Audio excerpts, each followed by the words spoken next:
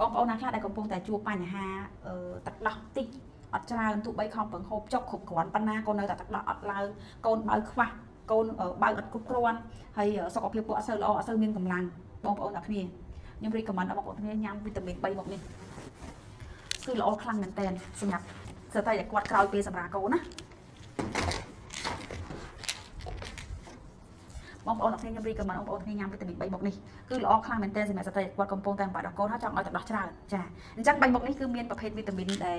ជួយជំរុញទៅលើការផលិតទឹកដោះហើយកាល់ស្យូមវីតាមីន D បូកជាមួយនឹងខ្លាញ់ត្រីចា3មុខហ្នឹងគឺនឹងធ្វើឲ្យស្ត្រីមានសុខភាពល្អហើយនឹងធ្វើឲ្យទឹកដោះរបស់គាត់ច្រើនជាងមុននៅក្នុងវីតាមីននេះគឺជាប្រភេទវីតាមីនដែលជំរុញទៅលើការ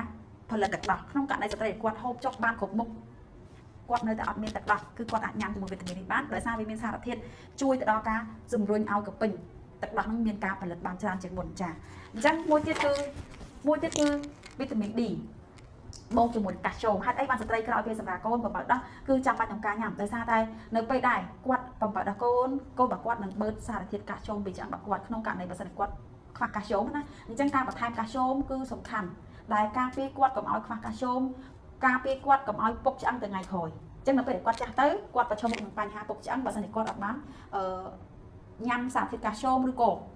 គាត់បន្ថែមកាល់ស្យូមអំឡុងពេលដែលគាត់បំផុតដោះកូនចាមួយទៀតគឺពាក់ព័ន្ធជាមួយនឹងខ្លាញ់ត្រី fish oil ក៏សំខាន់ដែរហេតុអីបានសំខាន់នៅពេលដែលស្ត្រីញ៉ាំជាមួយនឹងខ្លាញ់ត្រីនេះនឹងធ្វើឲ្យស្ត្រីមានសុខភាពល្អបាត់ចុករយបាត់ stress គេលក់ស្រួលពិសេសនៅក្នុងសារធាតុខ្លាញ់ត្រីគឺមាន DHA ដែលធ្វើឲ្យទឹកដោះរបស់យើងគឺសម្បូរទៅដោយសារធាតុទាំងអស់នោះនឹងធ្វើឲ្យកូនរបស់យើងលូតលាស់ខួរក្បាលល្អភ្នែករបស់គាត់ក៏ល្អហើយយើងនឹងក៏ល្អដែរល្អទាំងភ្នែកល្អទាំងខួរក្បាលកាត់បន្ថយ stress គេលក់ស្រួលហើយ